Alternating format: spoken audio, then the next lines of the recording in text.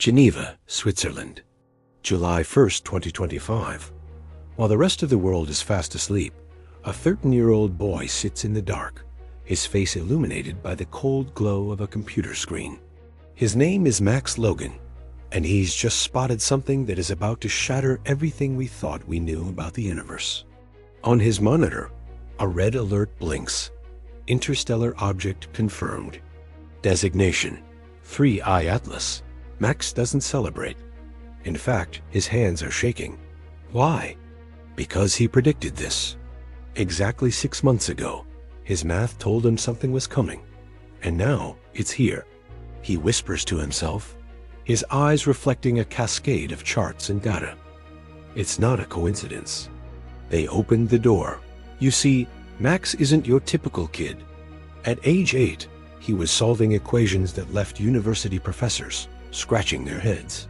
At 10, he published a paper on gravitational anomalies that the experts ignored just because he was a child. But at 12, he built a mathematical model connecting particle collisions at Cern to disturbances in deep space. Nobody took him seriously. Until now. The 3I Atlas isn't behaving like a normal space rock. It's massive 1,000 times larger than anything we've seen before. It's venting massive jets of water vapor like some kind of cosmic engine. While the world's top scientists are baffled, Max is terrified. His calculations show that this is exactly what happens when an object is pulled through a wormhole, a portal. Mom, you have to listen to me. Something terrible is about to happen. His mother, Elena, walks in with a cup of tea. She's used to Max's obsessions, but she's never heard this level of urgency in his voice. Max doesn't even look up. CERN pushed their particle collisions to record-breaking levels back in April. Mom, 3 months later, this thing appears. The numbers don't lie. Just a few miles away, buried deep beneath the Swiss-French border, the Large Hadron Collider sits in silence. It's a 27-kilometer ring designed to recreate the Big Bang. Officially, it's about understanding the origin of life. But Max is convinced they did something else, something unintentional, something irreversible. Adults are trained to ignore the obvious, Max says, finally turning to his mother. They filter out what they think is impossible. I don't have that filter yet. I see the pattern. Max opens 3 windows on his screen. Oumuamua in 2017, Borisov in 2019, and now Atlas in 2025. Each one bigger, each one stranger. And each arrival perfectly matches an energy spike at CERN. It's cause and effect. Max hasn't slept in 30 hours, but he knows this is just the beginning. What he's about to discover will do more than just change his life. It could decide the fate of humanity. 3 days later, Max is walking through the high-security halls of CERN with a visitor's pass and a laptop clutched to his chest. Scientists walk past him with dismissive looks. To them, he's just a kid.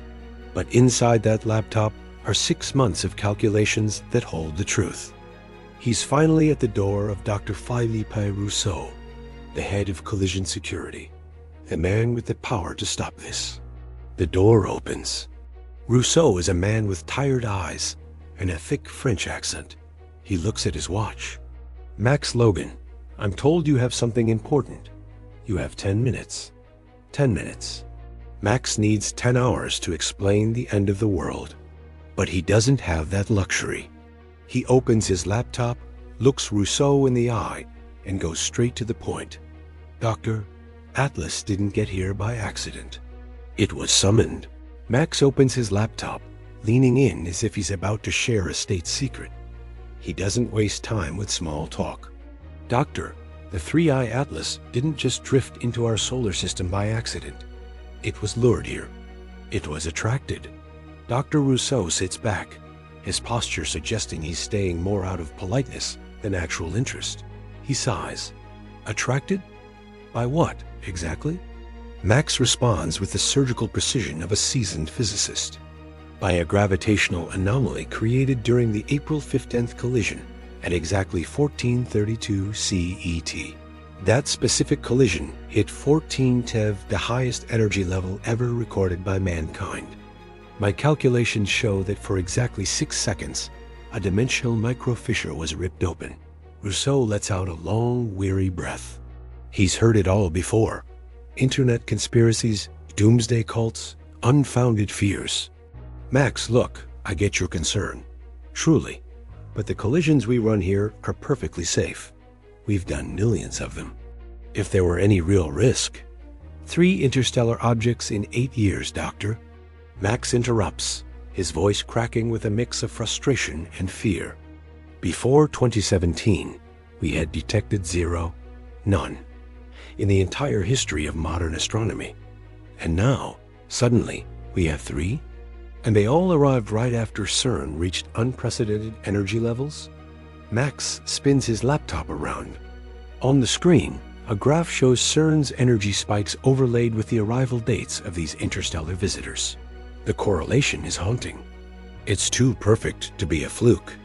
Look at the math, Doctor, Max explains, his finger tracing the lines. Oumuamua appeared 6 months after we hit 13 TeV. Borisov? 5 months after 13.5 TeV. And now Atlas? It arrived exactly 3 months after we pushed to 14.6 TeV. The pattern is undeniable. Higher energy equals faster arrival and a much larger object. Atlas is massive because the door we opened is wider than ever. For the first time, Rousseau's expression shifts. The skepticism in his eyes flickers. This is ... interesting. But Max, correlation doesn't always mean causation. It could still be a coincidence. A coincidence 3 times in a row? Max snaps back. The statistical probability of that is 1 in 847 million. I've done the math, Doctor. It's all right there in front of you. The scientist leans back, staring at the 13-year-old boy.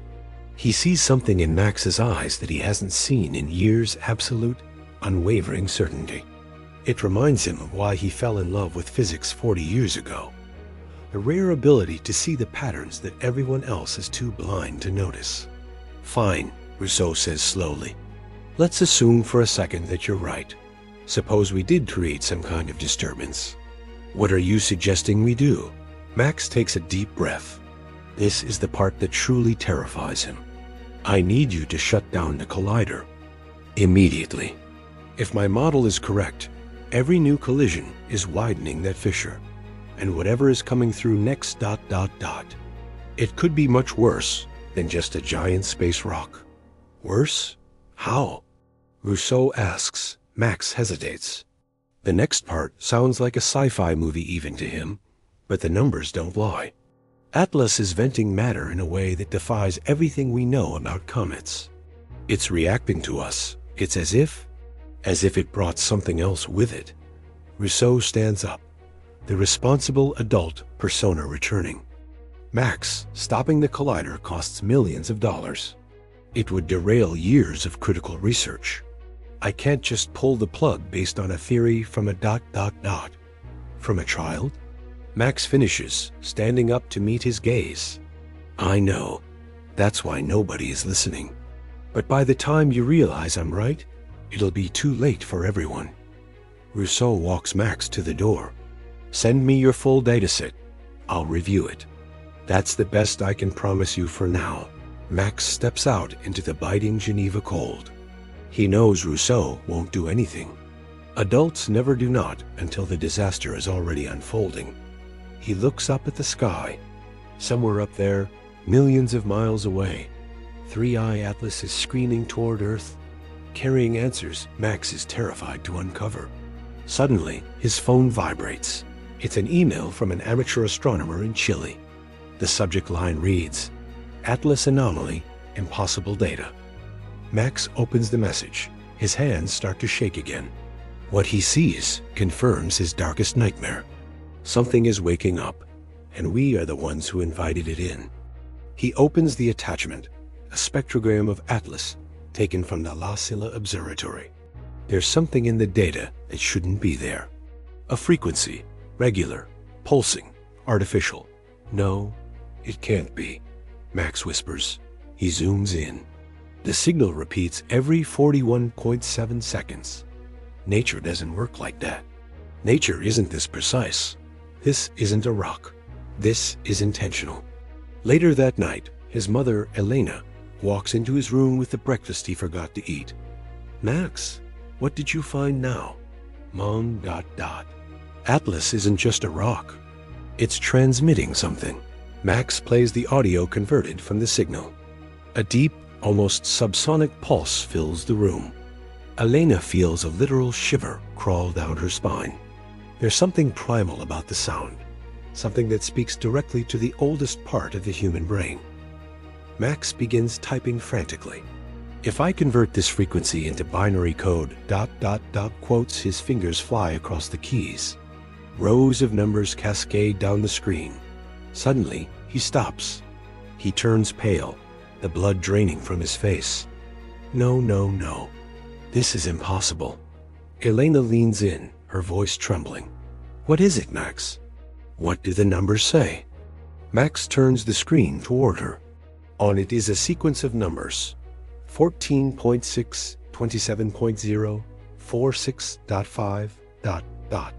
175.0. They're coordinates, Mom. Latitude, longitude, and exact depth. Atlas knows exactly where it came from. It's pointing directly at Cern. What is it, Max? What's wrong? Helena asks, her voice barely a whisper. Max slowly turns the computer screen toward her. On it, a sequence of numbers flickers in the dark. 14.6, 27.0, 46.5, ... 175.0. They're coordinates, Mom, Max says, swallowing hard. Latitude, longitude, and the exact depth. This is Cern, to the centimeter. Atlas knows exactly where we are. It knows where it was called from, and it's answering. At that exact moment, over 2,800 kilometers away, in the Cern Control Center, the silence is shattered by screaming alarms. Dr. Rousseau sprints into the monitoring room, his heart racing. On the massive wall of screens, something impossible is happening. The particle detectors are picking up background radiation that should exist an energy signature that doesn't match any known element on the periodic table. Where is this coming from? Rousseau shouts over the alarms. A technician, her face pale, frantically checks the data. It's not coming from the collider, Doctor. It's coming from above, from space. She looks up, bewildered. It's as if something is ... responding to our collisions.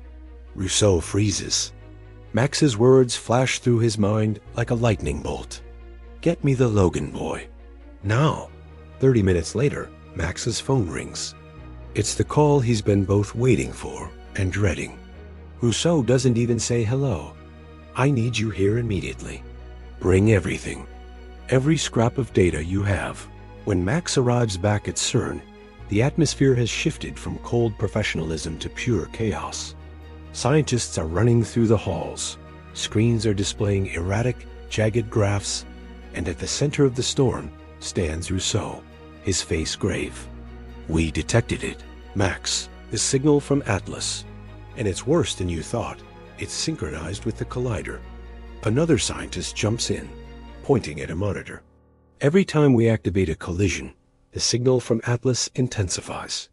It's as if it's feeding on our energy. Max feels the floor tilt beneath his feet.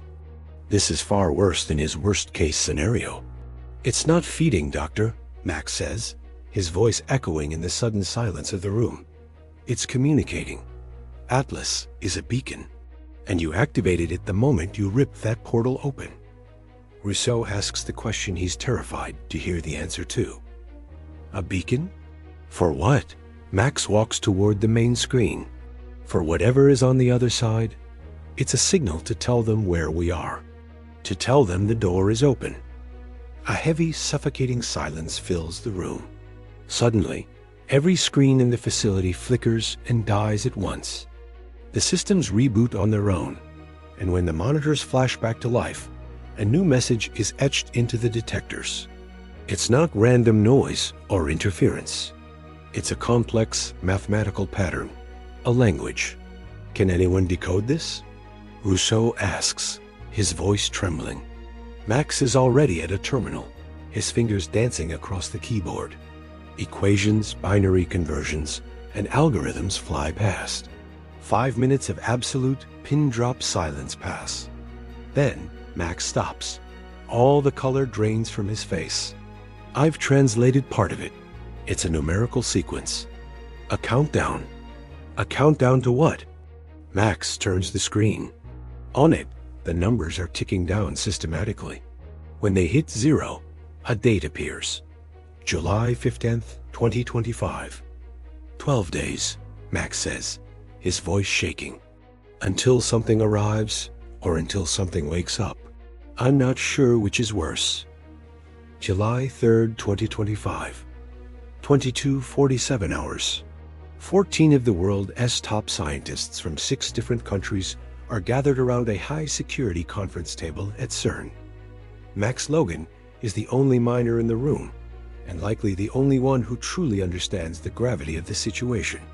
Rousseau begins the briefing. Ladies and gentlemen, in the last 48 hours, we have detected anomalies that defy every known law of physics. The interstellar object 3I Atlas is not only transmitting signals coordinated with our experiments, but it appears to be warping space-time itself. Images from the James Webb Space Telescope flash onto the screen. Atlas has grown, Rousseau continues. In just 3 days, its mass has increased by 7%. No comet does that. No natural object in the history of the universe behaves this way. Rousseau pauses, taking a breath. I am proposing an immediate shutdown of all collider operations until we understand what is happening. The room erupts into a storm of protests. Scientists are on their feet, shouting and gesturing wildly. They're in the middle of multi-million-dollar experiments. They have deadlines, government contracts, and reputations on the line. They argue that they can't just stop everything because of a speculative theory. Max stands up and shouts over the noise. It's not speculative. The room goes dead silent. Dozens of PhDs and Nobel laureates stare at the boy. Max doesn't flinch. Every collision you run widens that dimensional fissure. Atlas isn't growing. It's receiving matter from the other side. You are feeding something you don't understand. A British scientist, Dr. Hammond, lets out a condescending laugh. Dimensional fissures? Portals? It sounds like a Hollywood movie, son. This boy is just scared by his own overactive imagination. Max walks right up to Hammond, his eyes burning with intensity. Doctor, you published a paper in 2019 about dark matter, didn't you? You proposed that it could exist in parallel dimensions. Have you changed your mind, or is it just uncomfortable to realize your theory might actually be true? Hammond's face turns a deep shade of crimson. The room remains silent, the tension thick enough to cut with a knife. Rousseau steps in, his voice cutting through the tension. Max is right. We've been theorizing about extra dimensions for decades. String theory literally requires at least 10 of them. What if we finally, accidentally, touched one? A German scientist shakes her head, dismissive. The odds are infinitesimal. We've run millions of collisions. If something like this were possible, it would have happened by now. It already did, Max says softly.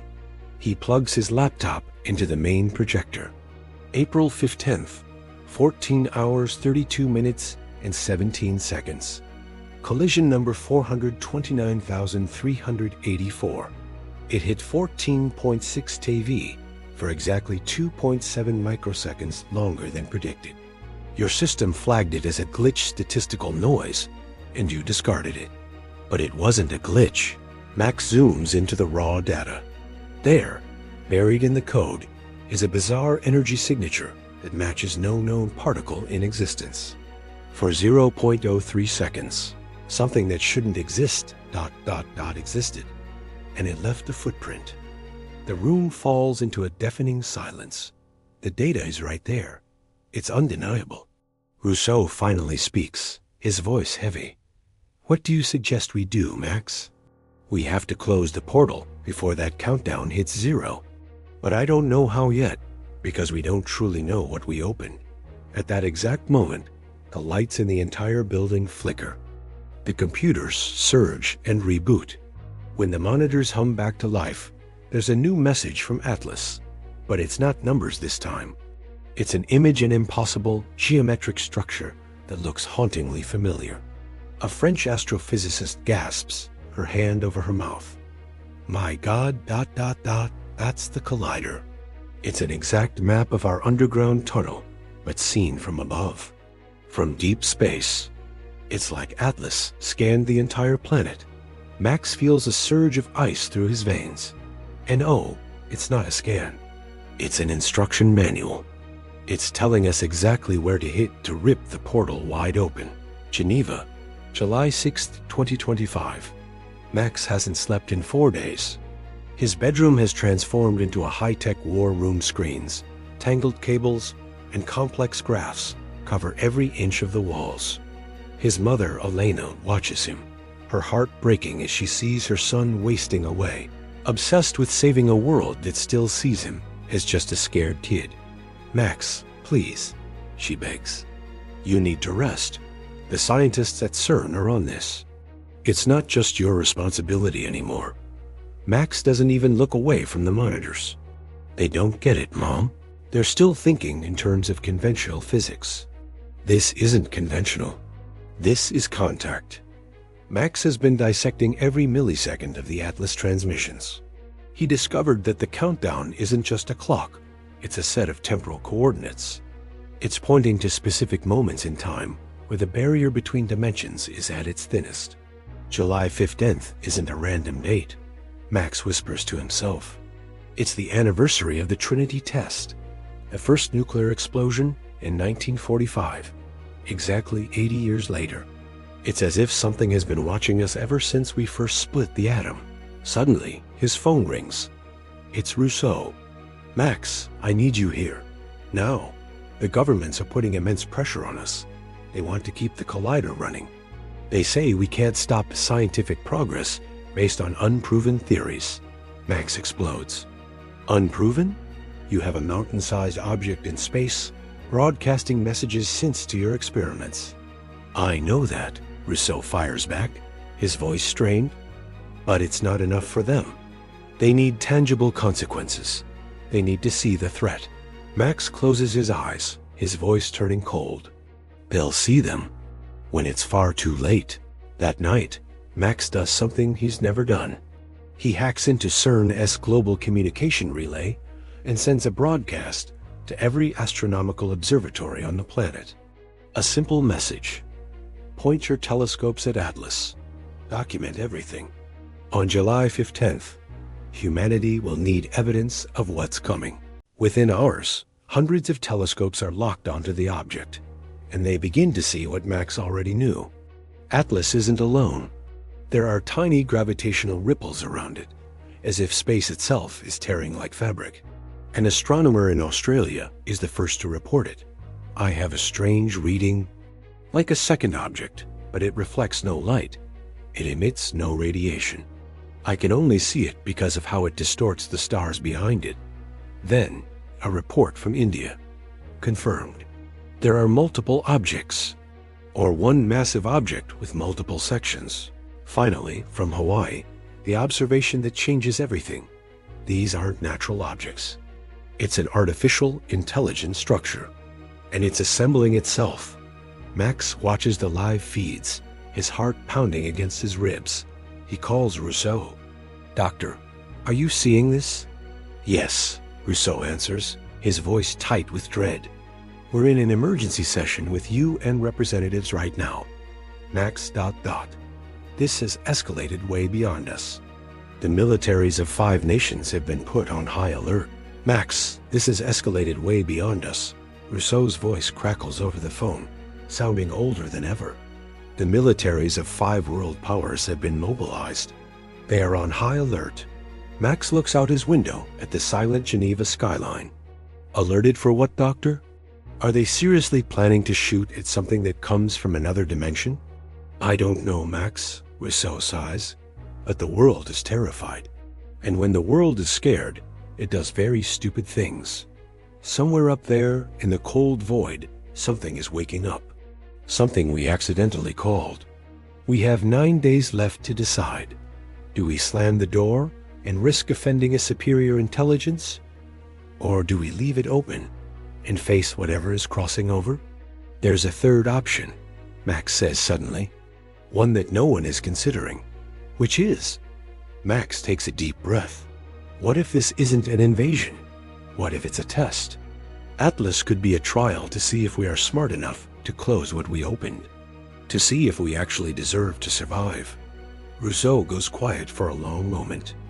Then he says something Max will never forget.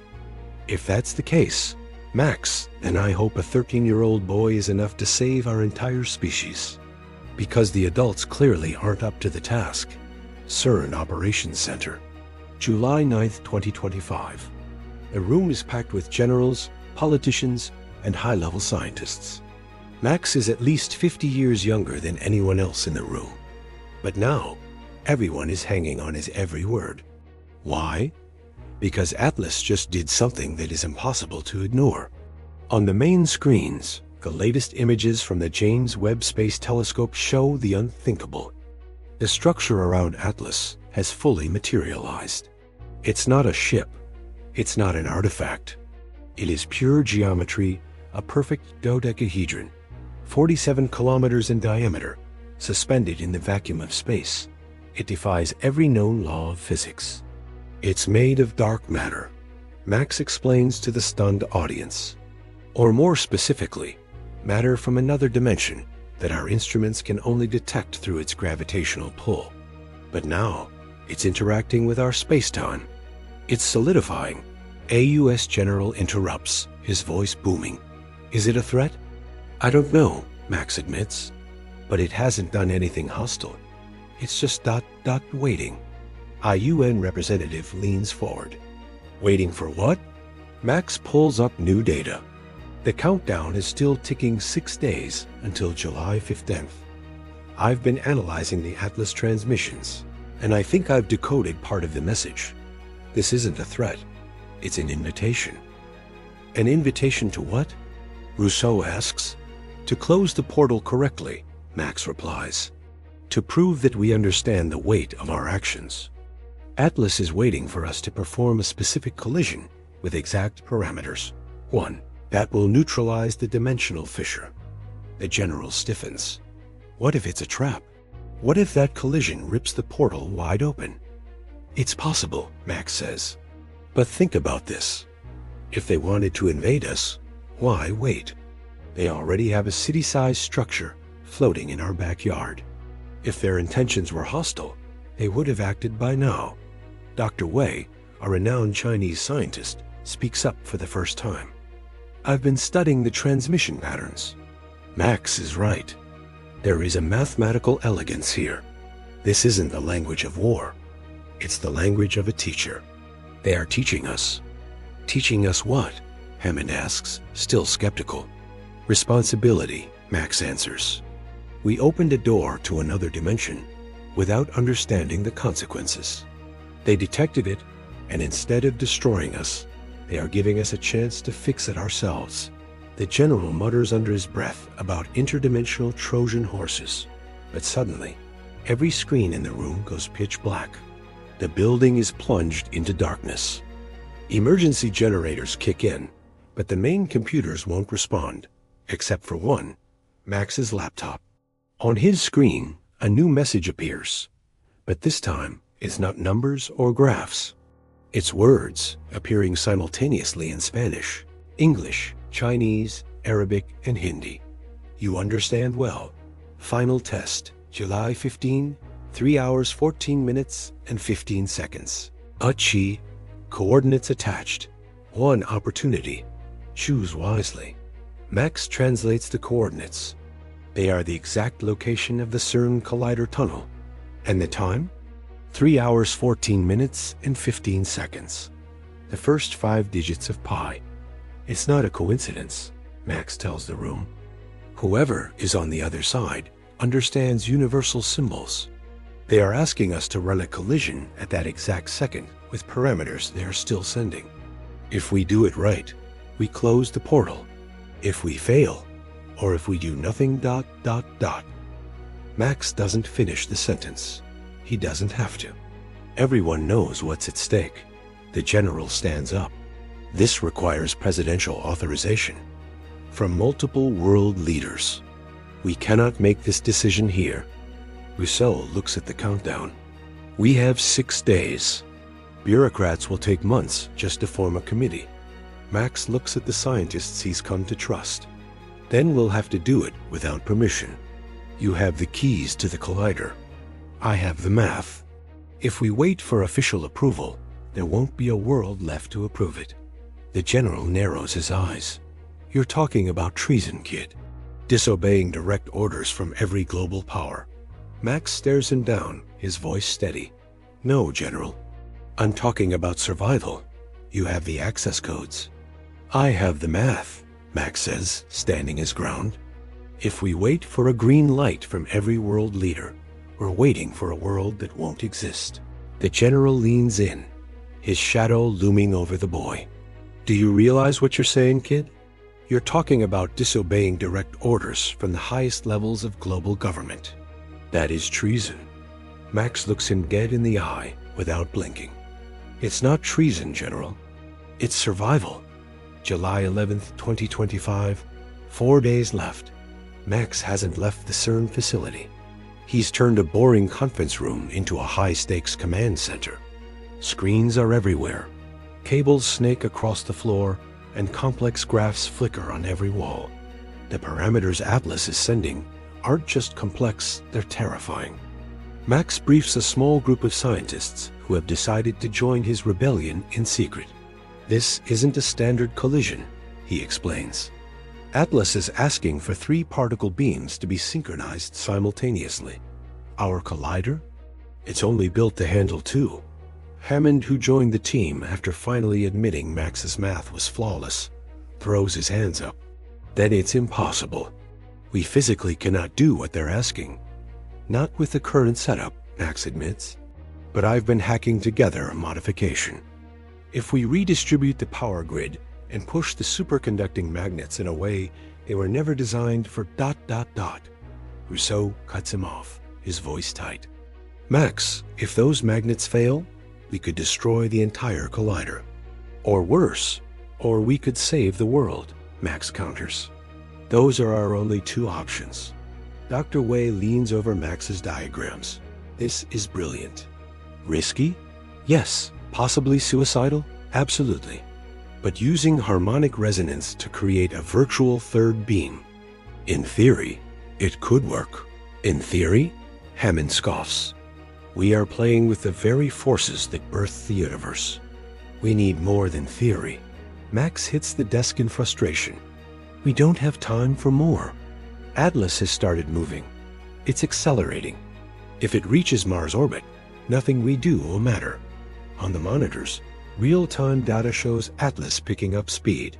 It has no visible engines, no propulsion, yet it's moving as if space itself is folding to let it through. Dr. Wei watches in awe. It's manipulating gravity. Exactly like the Einstein-Rosen equations predicted. It's a bridge.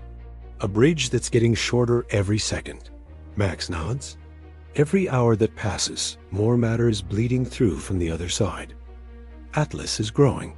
It's feeding. By the time it reaches Earth on July 15th, it will have enough mass to permanently wreck our planet's gravitational field. A young technician, sweat beads on his forehead, asks, "What does that mean for us?" In plain English? Max's voice is somber. It means the tides will go haywire. Satellites will fall from the sky. Earthquakes will level cities. Eventually, the moon could be ripped right out of its orbit. All because of a door we accidentally left open. The room goes dead silent. Then Rousseau speaks. I have contacts in the Swiss government. I can get us 48 hours of exclusive blackout access to the collider. But after that, the military will take over. They're already talking about using nuclear missiles against Atlas. That would be a death sentence, Dr. Wei warns. You can't destroy interdimensional matter with 3D weapons. It's like trying to fight a fire with gasoline. I know, Rousseau says, which is why we have to act first. Max, how long to prep the collision? Max looks at his screen's 30 monitors, full of variables that change every millisecond. If we work non-stop, I can have the final parameters in 36 hours. But programming the collider will take another 8. We are cutting it dangerously close. Hammond surprises everyone by rolling up his sleeves. Then let's get to work. I spent 40 years in physics because I wanted to understand the universe. I'm not going to let fear stop me from doing the right thing now. Max smiles for the first time in days. All right, but everyone needs to understand. If this goes wrong, there is no second chance. We either close the portal or we tear it wide open. There is no middle ground.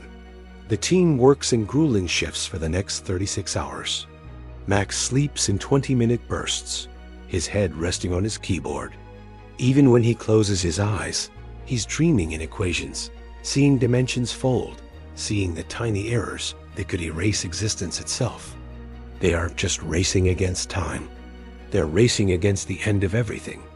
July 13th, 1811 hours. The parameters are locked. The modifications to the collider are finished. Now comes the hardest part, convincing a terrified world to let a group of rebel scientists try to save humanity. July 14th, 2025, 22:47 hours. 16 hours until the collision. Max sits alone in the main control center. Outside, the facility is surrounded by military forces. Inside, his allies are snatching a few hours of sleep in makeshift bunks. They need to be sharp for tomorrow. Max, however, can't even close his eyes. His phone buzzes. It's his mother. Max, I saw the news, Elena says, her voice trembling. They're saying they're going to evacuate Geneva. Is it true? Yes, Mom. It's just a precaution. If something goes wrong tomorrow... double quotes. Max, please, Elena interrupts. Come home. You're just a child.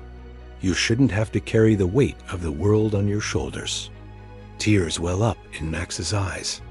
I'm the only one who can do this, Mom. The adults are too afraid of being wrong. I'm only afraid of not trying. He hears her crying on the other end. Your father would be so proud of you. He was exactly like you, always believing he could change the world. Max freezes. Did Dad... did he work in particle physics?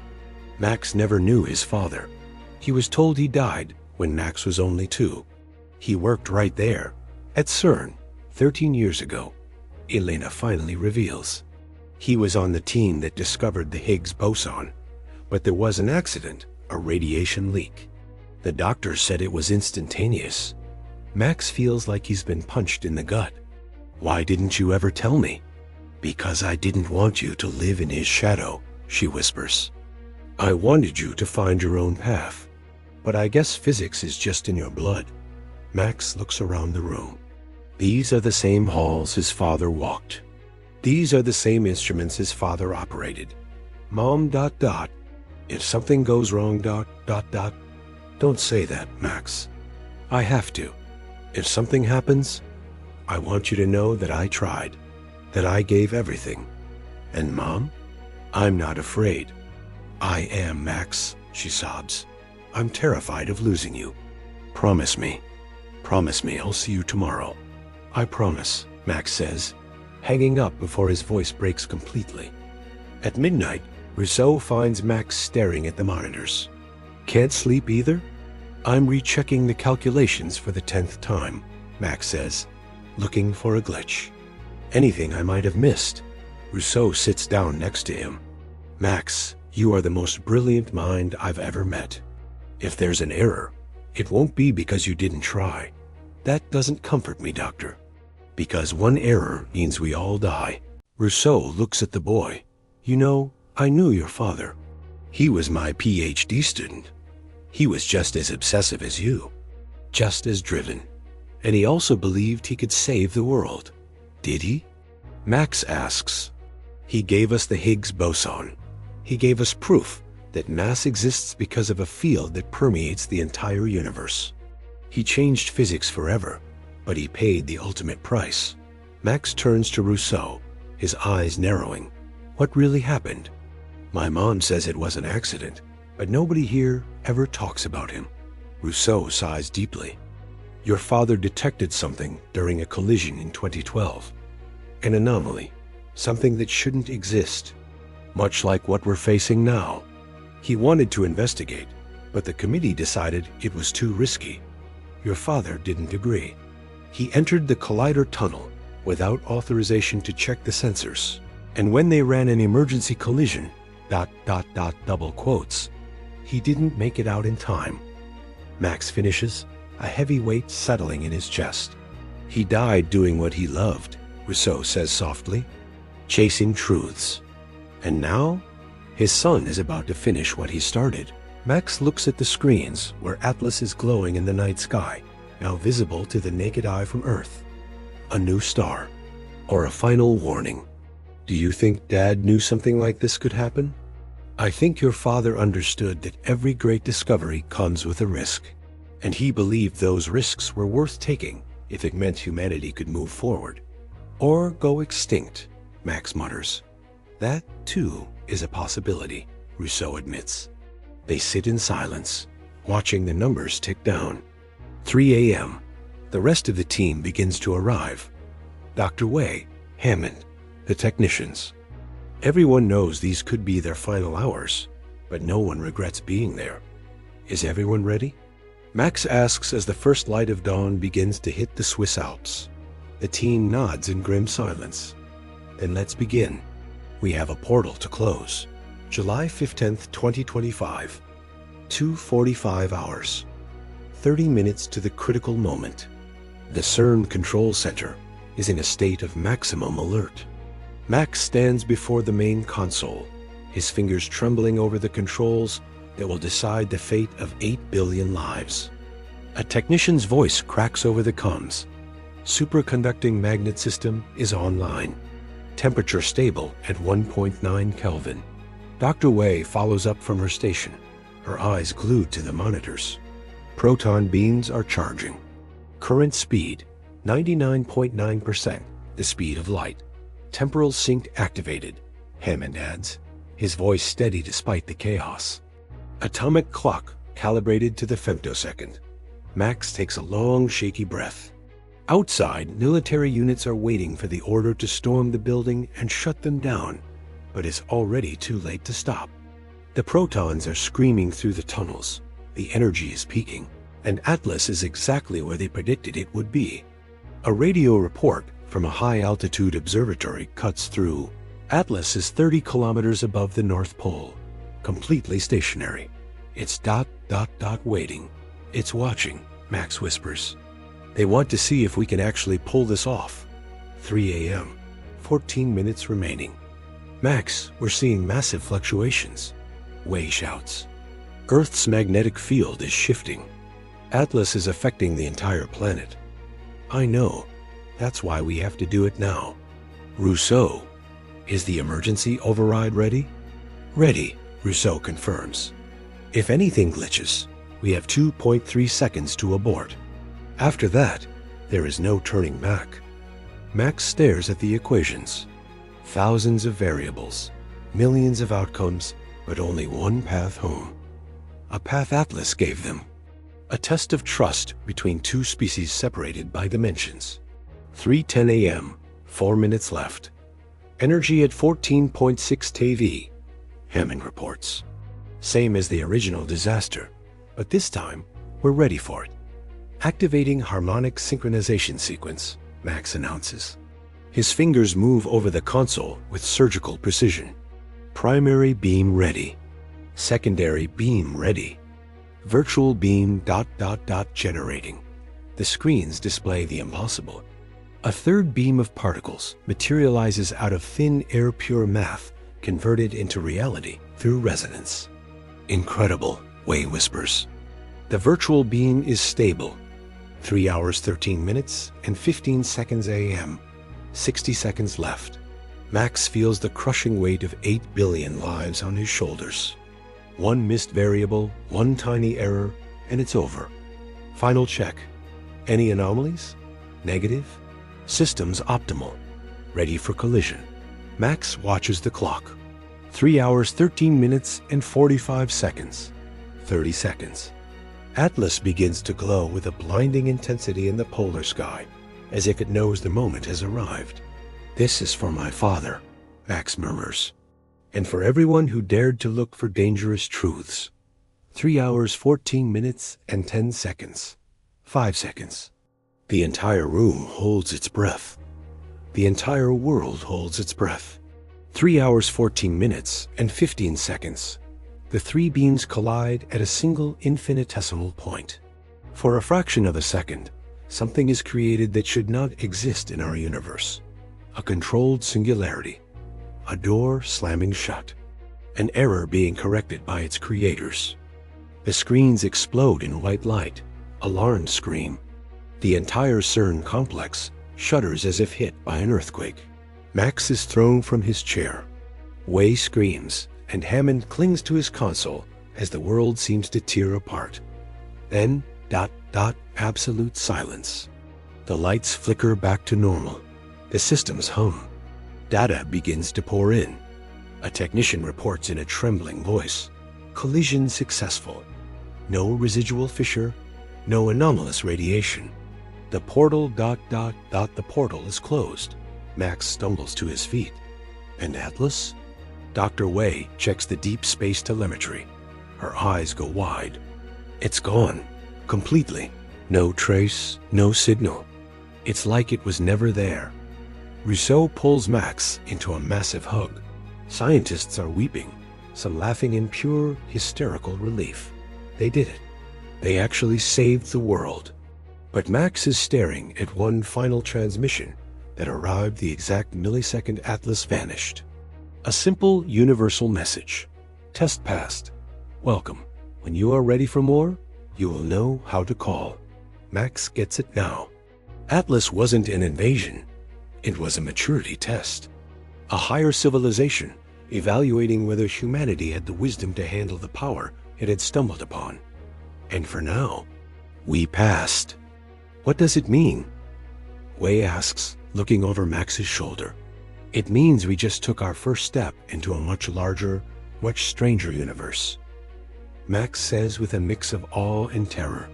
And when we're truly ready, they'll be back. Is that a good thing or a bad thing? Max gives a tired smile. Ask me in a few years, when I'm not a kid anymore, and I actually understand what we did today. October 2025, 3 months later. Max Logan stands before the General Assembly of the United Nations. He's no longer just an ignored prodigy. He is the youngest human being to ever receive the Nobel Prize in Physics. The boy who closed a hole in the universe. Honorable delegates, Max begins, his voice echoing through the silent hall. I'm here to talk about responsibility. For decades, we've chased knowledge without considering the consequences. CERN didn't do anything wrong. They were looking for answers. But they forgot to ask the most important question. Are we prepared for the answers we find? World leaders, scientists, and journalists listen with a reverence they rarely show anyone. Atlas was a warning. A test we almost failed. But it was also a gift. Because now we know for certain that we are not alone. There are higher intelligences watching us, evaluating us, deciding if we deserve to join a greater cosmic community. Max pauses. In the last 3 months, I've discovered something disturbing. Atlas wasn't the first contact. There have been others subtle, small throughout our history. Every time we reach a new technological peak, something tests us. And until now, we've survived more by luck than by wisdom. Whispers ripple through the massive UN hall. Max leans into the microphone, his voice steady. I am proposing the creation of an international council for scientific responsibility. A global body to evaluate experiments before they are conducted. Not to stop progress, but to ensure that when we take the next step, we are actually ready for the consequences. He looks out at the world leaders. We must also dedicate our resources to understanding Atlas's final message. When you are ready, you will know how to call. This means we can communicate again. But this time, it must be intentional. It must be prepared. It must not be an accident. As Max finishes his speech and returns to his seat, his mother, Elena, squeezes his hand. She whispers, "You did it, Max. You did so well." That night, Max returns to Geneva. CERN has changed. It's been remodeled with new safety protocols and a profound, newfound respect for the unknown. Deep in the heart of the Collider tunnel, a new memorial plaque has been placed. It reads, "In memory of those who sought dangerous truths, and in honor of the boy who saved the world from our own discovery." Beneath those words is the name of his father, Dr. Michael Logan, 1979 to 2012. Max reaches out and touches the cold metal with reverence. "We did it, Dad. We finished what you started." Rousseau approaches from behind, placing a hand on Max's shoulder. "Your father would be incredibly proud." "Do you think he knew?" Max asks. "Do you think he knew something like this was possible?" "I think your father understood that the true frontier of science isn't discovering what we can do," Rousseau replies. "It's deciding what we should do." Max nods, looking up at the night sky through the facility's windows. The stars look calm, but Max knows better now. He knows that behind that silence is an active, conscious, and observant universe. Will they come back? Without a doubt, Rousseau says. The only question is when, and if we'll be ready when they do. Max gives a small, determined smile. "Then I'd better get to work. I have a feeling the next test is going to be a lot harder." 6 months later, Max publishes a groundbreaking paper titled Protocols for Responsible Dimensional Contact. It becomes mandatory reading at every university on Earth. Governments establish the council Max proposed, and for the first time in history, humanity decides to move forward with caution. Somewhere in the vast depths of space, something is watching, satisfied, patient, waiting for the day this young species is truly ready to join the ultimate cosmic conversation. Max Logan, the boy who saved the world, now has a new mission: to prepare humanity for the day when the portals don't open by accident, but by invitation. He will spend his life ensuring that when we finally cross that threshold, we do it with wisdom, courage, and responsibility. The boy genius who was once ignored is now the most important voice of his generation. His message is simple but profound. Knowledge without wisdom is dangerous, but wisdom without courage is useless. This is the story of how a 13-year-old boy saved the world, not with weapons or politics, but with mathematics, bravery, and the willingness to see truths that others were too afraid to face. And this is only the first story, because Max Logan is just getting started, and the universe is waiting.